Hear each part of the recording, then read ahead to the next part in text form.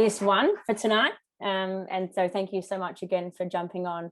I'm going to 1 second and basically take us through every step of the process from now up into the event. Hopefully a couple of special guests along the way, and we'll speak about why we're doing it. So over to you, Luke and Anna. Hey, thanks so much, Karaya. She's our favourite happiness hero. Big part of our event. And for those of you who were with us for earlier this year in April, you guys will know Karaya really well. And for those of you who will be joining us for the first time next year, she will become one of your biggest supporters and favourite people out on course. So thanks for joining us tonight, Karaya. So just a little bit to start off, for those who are getting to meet us for the first time, is who we are as the Great Aussie Hike. So we're a volunteer-led not-for-profit organisation that was primarily set up by people in the event industry last year who had a little bit of spare time on their hands. Hasn't been a lot of events for us to work on in the last 2 years.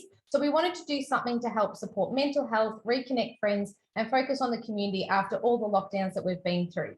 For us, it's important that this isn't just an event and a one-day thing. It's really important to us that we're developing a program that's giving participants tools and strategies that they can use to improve their mental and physical well-being over the coming months.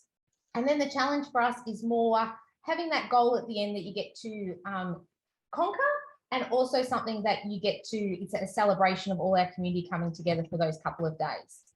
So the Great Aussie Hike to us embraces the great Aussie spirit of mates looking after each other. And that reconnection and friendship is really a very big focal point for everything that we do and everything that we work towards. A really important part of this, mates, is our team captains. They are integral to our whole Great Aussie Hike community. We call them our VIPs. So a lot of you guys probably tuning in tonight are the team captains who are coming and attending something like this on behalf of all your mates. You're the ones who are putting in the time, putting the team together, helping coordinate training, helping planning for challenge day. You're going to manage a lot of the communications we send out. So for us, you guys are the heroes of the Great Aussie Hike.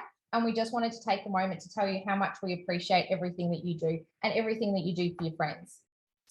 So with the Great Aussie Hike, as we've spoken about, the program to us is just as important as the event and the challenge. The program's primarily made up of 6 key components. Obviously, there's a walking component. If we're going to send you out on course to do an endurance challenge, we need to make sure that you're getting your walking sorted and getting that fitness built up for challenge day. Starting to integrate some stretching before and after you go for your walking sessions is really important as well. The primary purpose of this is to avoid injury, both while you're training and then while you're out on course. We don't want you to get 75% of the way through your challenge and then you can't finish because it's something that could have been avoided just if you had started stretching and preparing your body better. Also, this is an endurance event. So there needs to be a degree of strengthening in your joints and your muscles to help you get through that part of the challenge. So just going out and walking is not enough. We need you to start working through the strengthening exercises that Luke's put together for us. And they're little things that it may just be a couple of sessions a week that's about 10 minutes, but you'd be really surprised at how much that they help you actually on challenge day get through to the end. Another really important part of our program, as we've been talking about, is your friends and little ways that we can start to strengthen our friendships while we're out having all this time walking together. So that can be having talking topics that, for a start, we'd love people to stop talking about COVID for 5 minutes while they're out on course. Let's start to talk about something else. What else has been going on in our lives? We include some talking topics as part of the program, but that's just encouragement to give you guys ideas to get started. We hope by the time you're out on course, you're really having some deep connections and some big talks that are actually strengthening your friendship. So long after you're through the Great Aussie Hike, you've got some really close friends that are going to help you with whatever 2022 or 2023 is going to throw at us. Another thing that we'd like to start doing is getting people to start working through some of the different mindfulness activities that we teach you. So there might be breathing, there might be mindful walking. There's a different thing in each cycle that we put out in our program. And this is something that if you can learn to do a couple of minutes of mindfulness every day, that's a really important part of helping you improve your mental well-being moving forward. And another quite forgotten thing when we're talking about mental and physical health is hydration. I think everyone knows how important it is to keep drinking a lot of water to stay physically healthy. I think that's also well known for when you're out on course, but it's not as well known that it's actually a really important thing that can help with your mental health. So we just even start off with trying to start drinking 1 glass of water a day and build up over the coming months till that's just a new habit that's part of your life and it's part of this program. And it's something that's going to help strengthen you moving forward. So we do keep our program really simple. We're not trying to make anything complicated or anything that people feel that they can't achieve. So it's very basic things that we've talked about, but we do step you through how to do each one of those things that we've talked about. It's just a little few pages that you can print out each cycle, which goes for 6 weeks. Now, this is our very first beginner program that starts for people wanting to start that they feel that they can't even really walk too far. So we're starting here by trying to walk 20 minutes 3 times a week. So that's the starting level. We also have an intermediate and an advanced program for people that are coming in with higher levels of fitness, but we don't want anybody to think that they aren't fit enough to actually begin the program. We do start off very, very basic and start to build you up and walk you through everything that you'll need to be able to successfully manage the challenge. Part of this is everyone who registers does get access to their training dashboard. And this is a really great thing to set up and make sure that you can use. Luke and I are going to stay into this chat after the end of the program. So anybody who's already set up and doesn't need to know anything more about this can jump off at the end of the night. And then anybody who's having trouble setting up their Strava or figuring out how to use their dashboard, stay online and we'll step you through that. But this is really great because you can see that you can set when you register a goal for the number of kilometers you want to do between now and challenge day. And it's really amazing how quickly they add up when you're just going out and doing a couple of Ks every day. For us, it's more important that you are consistent more than going out and trying to do a 20K walk every weekend and then, needing the rest of the week to recover. What we want to see is people slowly starting to go out and maybe 1 kilometer a day. And then the next week, you're trying to do 2 kilometers a day and start to build up with that. We want to see people out trying to walk at least 5 times a week after they've been on the program for a good 6 weeks. You can also see in here that you can set a team challenge distance. And this is where it's a great way to connect with your teammates and help motivate and support each other because all the teammates are then logging their kilometers and contributing to their team total. And you can see what they're doing and actually join in and support them as well in what they're doing. And I know for our little Great Aussie Hike one, some days you feel you don't can't be bothered, but then you're like, okay, I've got to go do it for my team. And it's a great way to actually get out there. You can also see in your training dashboard for some people who haven't been able to find the training resources, this little where you follow the orange arrow to where it says see more, you click on that and that's where that opens up into a big menu. And that's where all the programs that we talked about before are put in, as well as a whole bunch of training resources. And then you've also got the blog to the side and that's where we can communicate with you quite a bit as well. But make sure that this is something that you check in with and use quite frequently. We also put into every 6-week cycle what we call our little fridge dweller. And this is what we'd love you to print out and put on the fridge every 6 weeks. So every day you can have a look and think, what's something that I've done for myself today? And that could be from anything from basically even checking in with yourself, checking in with your mates, drinking your water, and you can just tick it off through the week and see what is going to actually, you're actually achieving during that week. Mark off your walks. You can take do your mindfulness activities or your stretching and strengthening programs.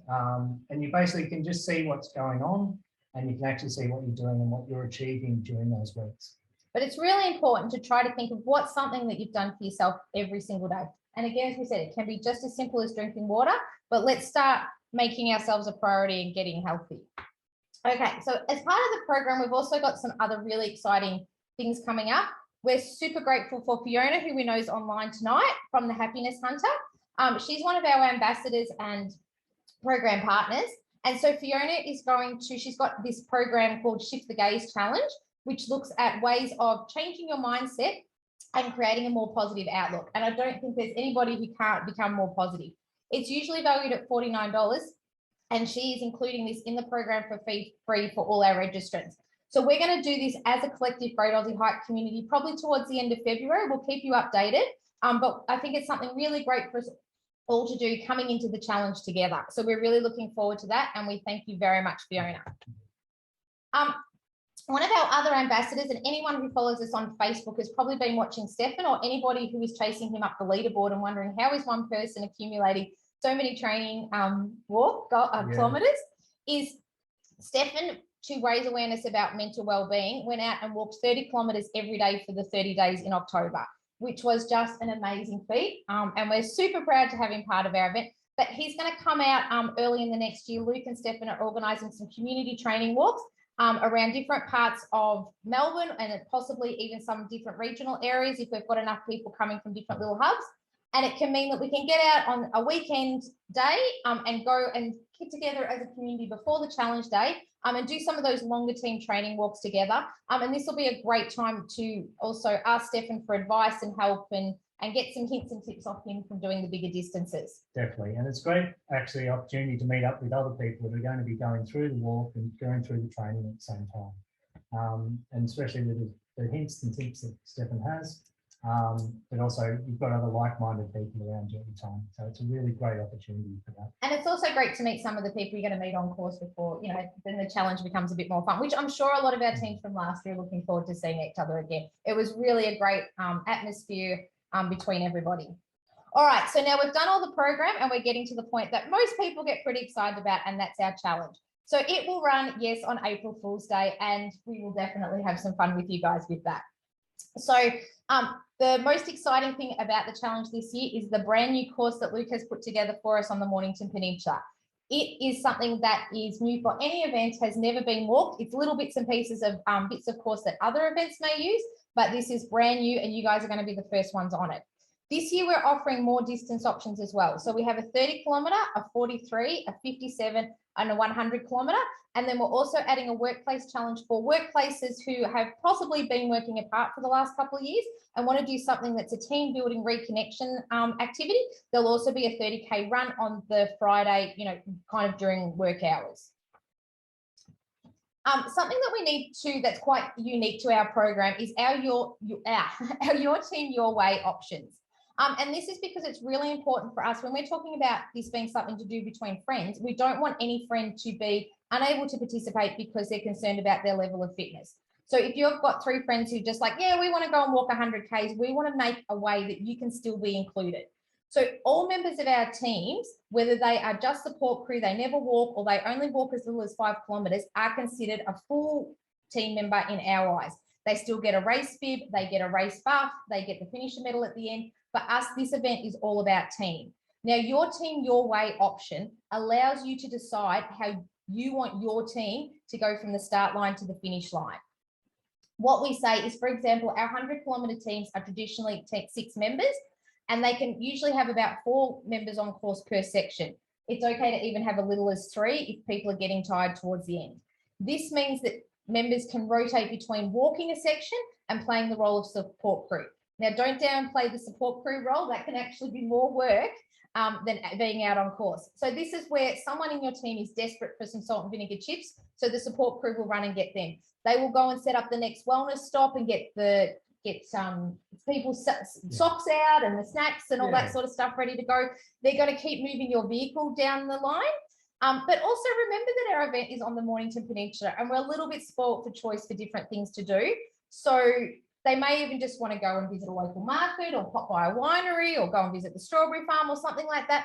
And it's important that you are still a member that is participating walking. So it's important to take some time to rest as well, because you're probably going to be out on course for the next section.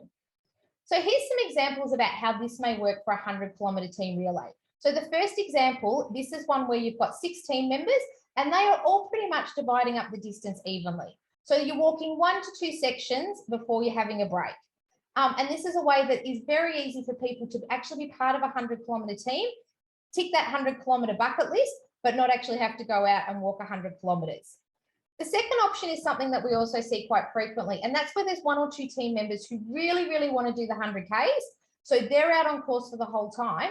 And then the other friends are just swapping back and forth between being support crew and walking. So we look at the sections being roughly around 10 kilometres a section. So you're going out walking 10 Ks, having a couple of hours rest, going out and walking 10 Ks again. So this is making it a lot more achievable for people, especially once you've gone through the training program, to feel quite confident that, yes, I can be part of that 100 kilometre team and not, I can only do the 30K distance because I don't think I can do 100 Ks. Really have a look at the 100 Ks is something for your friends to do over 2 days together.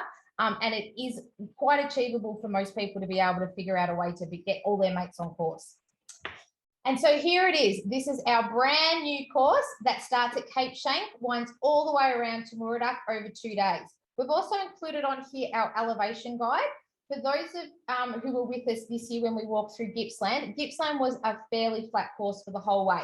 A little bit like our day 2, you can see that you've got that downhill right at the start of the day and then it's quite flat.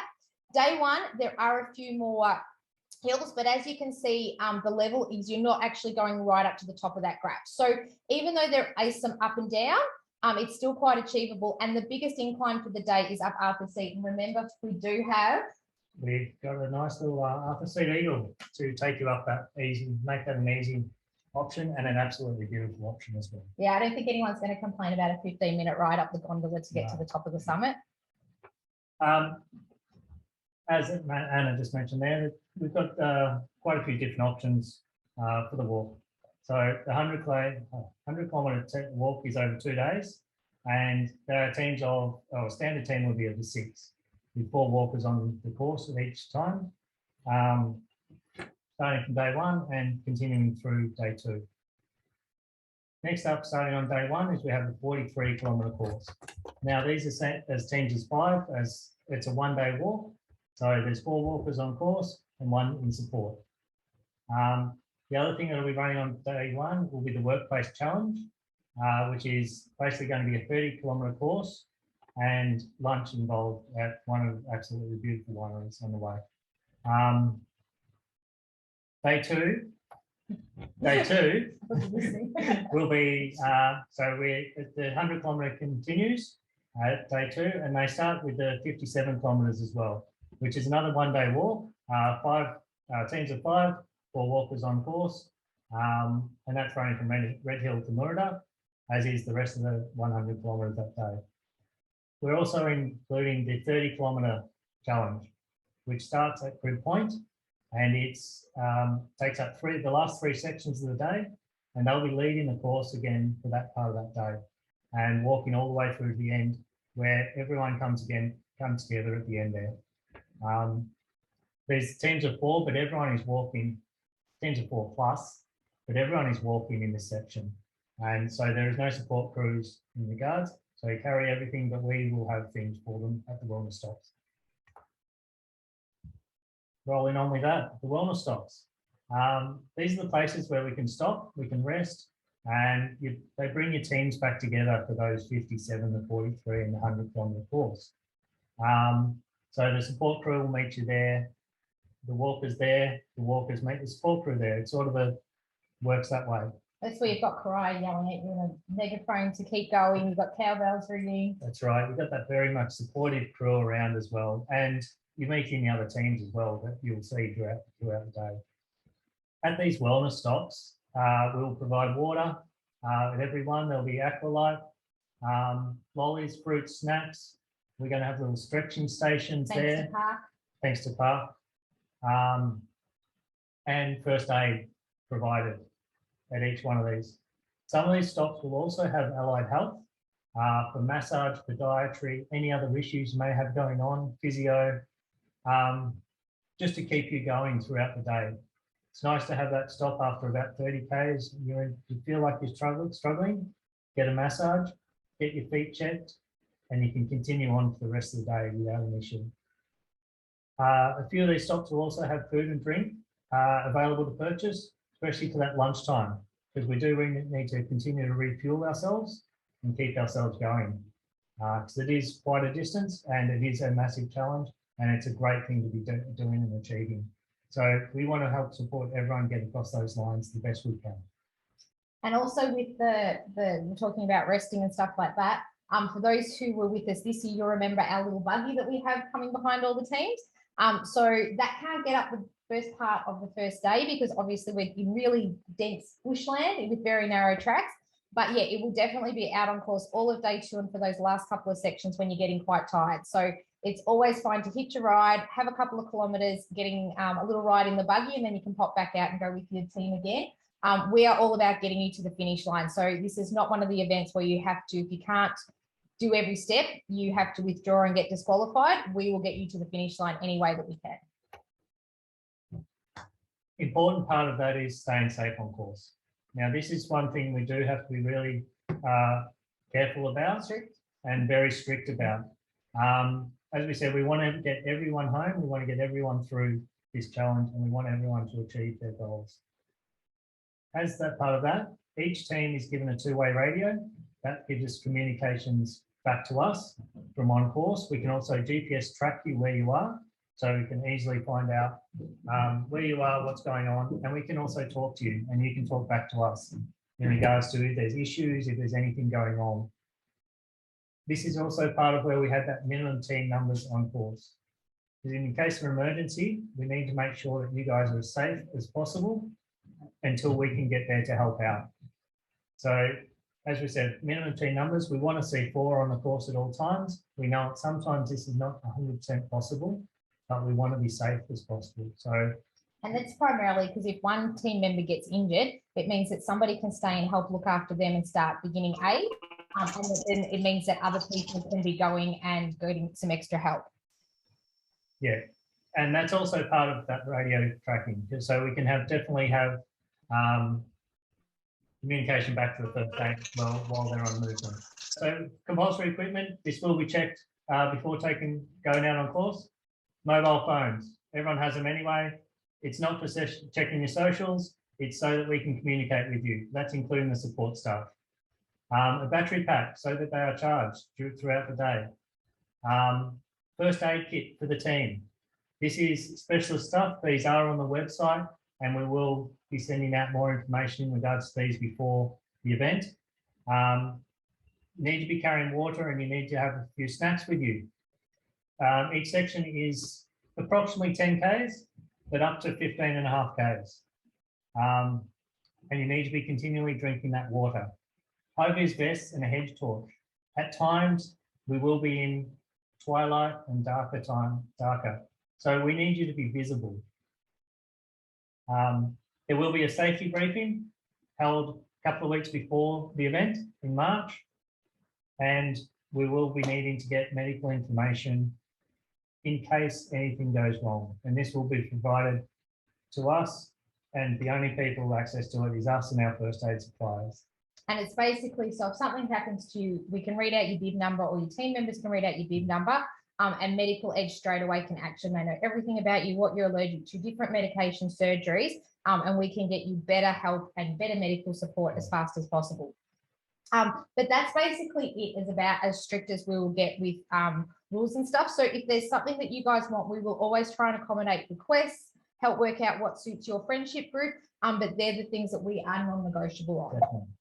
We are trying to just make sure that everyone gets through the event. Now, I'm just going to quickly walk us through the talk course. Section 1, it's about 9.7 Ks, absolutely beautiful spot, starting in Cape Schanck Lighthouse. You're walking along Bushrangers Bay, which is a 5.5 K section, and then into the 2 bays walking track. And this one finishes at Lightwood Creek Camp area, which is in the bush there. Stunning views all the way through. This is a continuation of what you see from 2 bays walking track.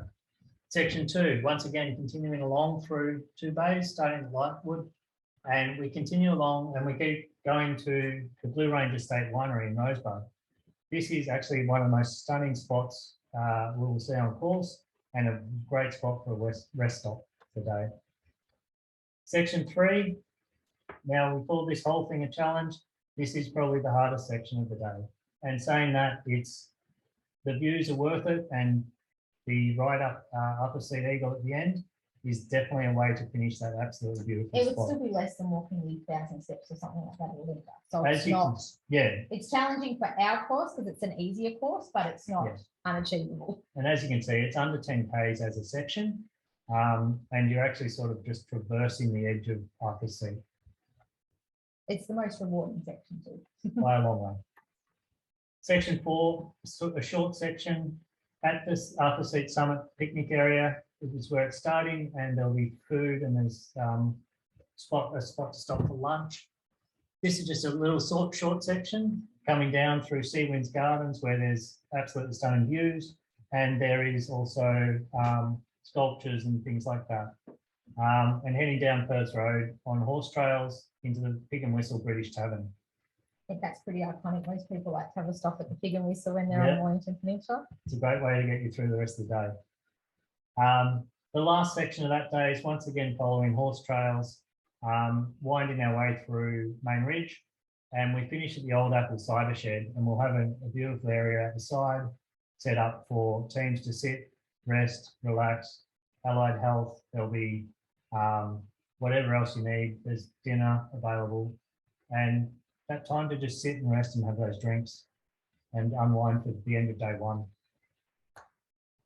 Day two starts with one of the nicest spots you'll see is walking down the Red Hill Rail Trail, especially as the sun's going to be coming up at the same time. So you'll see the sun rising through the vineyards and through the pine trees, and it's just a really beautiful spot. This also accumulates with us walking about a kilometre at the beach, along the beach, down near Balnarring. Well, you have tried to make it the most diverse course ever, so you throw I had to have a everything in little there. bit of everything. So walking down and through Balnarring Beach and into the Kiltney Coolart Historic Homestead in Summers. Absolutely beautiful spot. How do I stop saying this? Everything's so beautiful, I just can't help it. But the Coolart Historic Homestead is, well, one of the unknown icons of the Mornington Peninsula. A National Trust, looked after by Parks Victoria, and surrounded by some stunning wetlands. Yeah, I actually found this one of the most interesting places when we've gone out and checked the course. Like, you just don't expect when you walk behind the homestead how diverse and all the wildlife. And it's just something completely different than anywhere else I've walked on the peninsula. Yeah. Section 8 is walking from, section 7 we do actually finish in Crib Point. Sorry about that. I got lost in the wetlands. Section 7 is actually our longest section for the event at 15.5 k's. It's very flat. It's you got the wetlands to start, and then a big flat open section, and we'll end up in Crib Point at the community house there. Now, section 8 is also the start of the 30-kilometre challenge, starting at Crib Point Community House, and once again adding quite a little bit of diversity there because we're walking onto into the mangroves and into the wetlands over the boardwalks, hitting some spots, Ted Harris Reserve, which is just a separated walking track through Binton. And we're finishing actually just in the edge of that for section 8. Section 9 continues along. This is one that all you'll be doing is enjoying the company of your friends, seeing the beautiful area around you, the open wineries and the stunning countryside. A lot of farmland through this area, and then we're heading back up into, so Binton Reservoir is actually part of Devil Bend Natural Reserve. Heading up into there, you cover probably one of the most hidden gems in the Mornington Peninsula, which is Turner's Road. Yep, that's one of my favourite parts of the course. That little corner one on the bottom left photo just takes your breath away. The final section, which is the 100 kilometres, the 57s, the 30s, all walking this, is around Devil Bend Natural Features Reservoir or Reserve, but finishes up near the natural Devil Bend Reservoir. Beautiful spot to be walking, easy tracks to follow, very diverse. You've got creeks, you've got water, and it's just a lovely spot to finish the day. People will be walking through this at different times because you may be finishing at, I believe, 2 o'clock. You might be finishing at 11. Doesn't matter for us as long as you get there. No, we'll have a party going anytime that anyone finishes. We'll be there to celebrate. Yeah.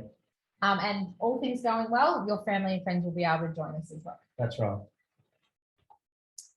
All right, so kind of touching on that, all things going well, family and friends can join us, is yes, things do look quite promising in the events world. You know, the government's coming out and underwriting insurance, and very confident that moving into 2022, events are going to keep running. Our promise to you is no matter what happens, this event will never go virtual. So one of the pillars of the Great Aussie Hike is human connection. This does not work if we are being separated as a team and going and walking around your block in 5-kilometre increments till you get your 100 Ks up. We go out and we walk it together as teams and as a community, or if we have to cancel the event, then everybody is refunded. So we want to make that really clear. While people are still trying to figure out the certainty in things, this is our promise to you and what we'll go ahead and do. That doesn't mean that if something was to pop up on a weekend that we wouldn't reschedule, but if we get to the point that we cannot run this in person, there is full refund. Something that we have been consumed with events cancelling because of COVID for the last 2 years, but it is also important to remember that this is an all-weather event. That means that you will go out in rain and stormy weather, and if it's a bit warm.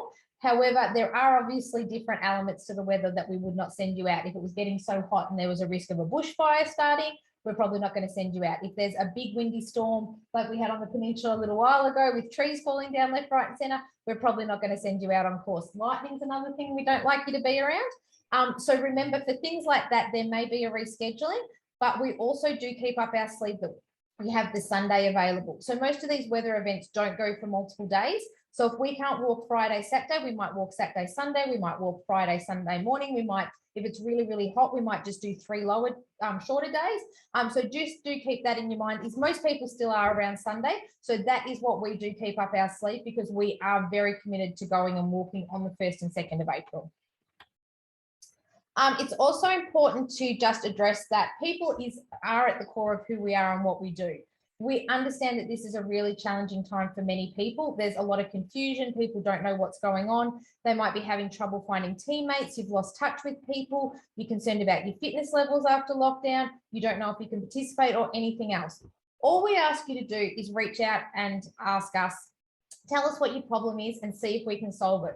We're event experts. All we do all day, every day is figure out that there's a problem and how to fix it. So come to us, tell us your problem. You may be worried about something. There may be something we can do to help. We will probably work as hard as we can to solve everyone's problems. So just get in touch with us.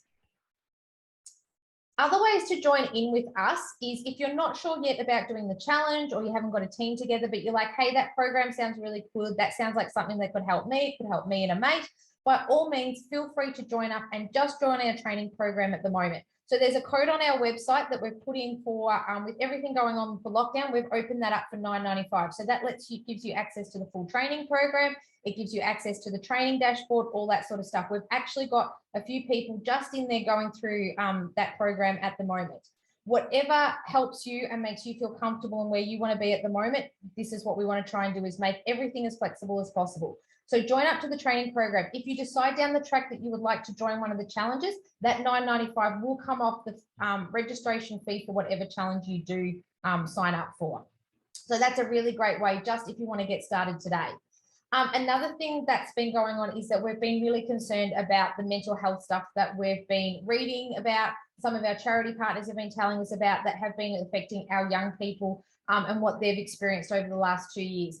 So we've been trying to think what's something that we can do in our capacity, which obviously is limited, but is there something that we can do with this program and with our community to reach out and help this age group? So we've already been trialing it with some young people in this age bracket, and it's been amazing how them being part of the team and logging their Ks and moving up the leaderboard and stuff has been encouraging them to get away from that screen and get out and walk. So what we're going to do is we're going to open up our 30-kilometre challenge for only $25 for this age group if they are linked to a registered adult. We're letting every registered adult have 2 people is what we can probably accommodate safely and legally, and dealing with insurance and younger people and all that sort of stuff on course.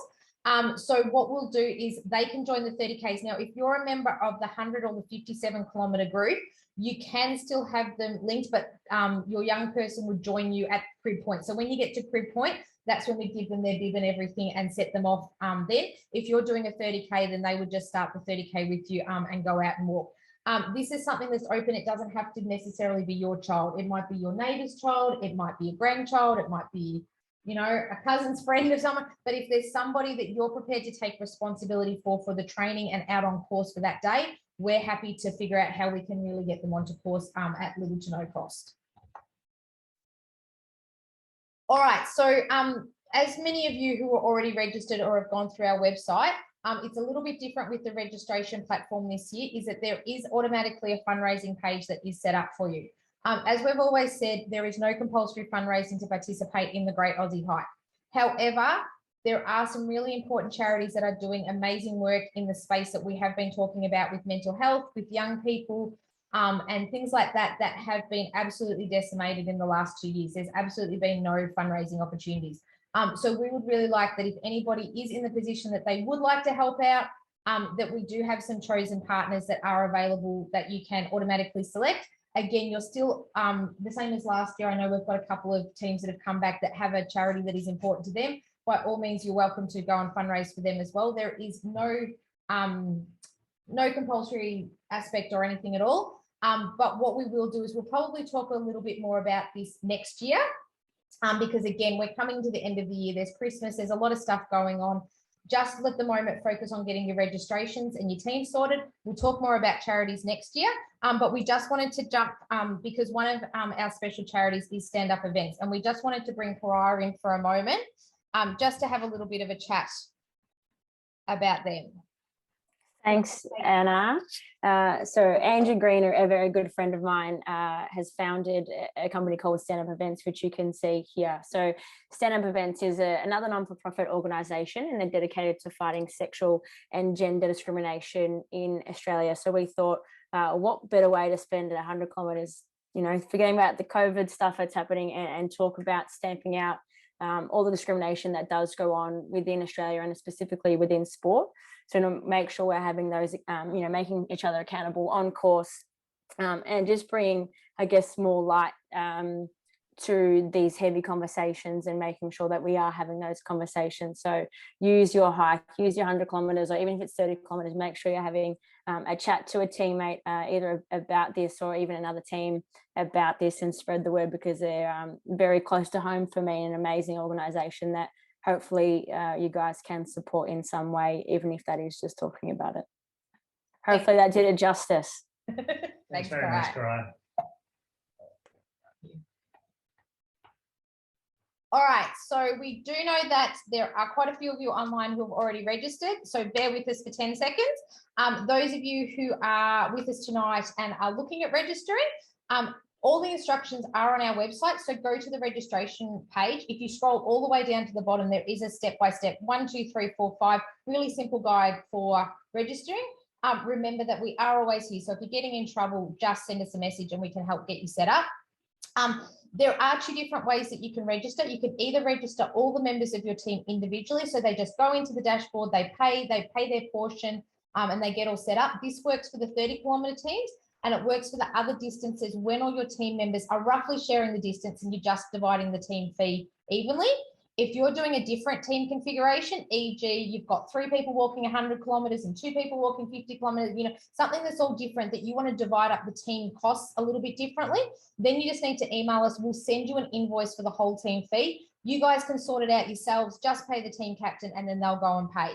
Another thing that's really important is our early bird pricing does end on December 24th. It is set in the system. There is no changing that. It will automatically flick over on Christmas Day. So do make sure, because over a team, those early bird prices, the savings do add up quite a bit when you've got, for example, 6 members getting the discount. So please, please, please, nobody on tonight miss out on that discount. Okay, as we said, we are always here at any time to help. Anyone who was registered before lunchtime today already has an email. I think anyone who's pretty much come in is participants that we already know, so you've got all our contact details, but that email actually has links to all this stuff, so you don't have to sit tonight and write bits and pieces down. Use email, phone, Facebook, Instagram, just get in contact with us. Just remember that we are volunteers, we're juggling work and families and trying to keep our own trading days up in the dashboard and stuff. We will get back to you as quickly as possible, but it may be outside of regular business hours is when we can grab our phone, especially, you know, event hours can be a little bit funny from time to time. We'd also always like to take a moment to thank all our amazing partners. The last 2 years have absolutely smashed businesses, and there's a lot of businesses on here who have actually been closed for the best part of the last 2 years. So the fact that they've still come on board and are supporting us, supporting you guys, and trying to get this across the line and doing it as cost effectively as we can, we are sincerely grateful for everything that they are offering.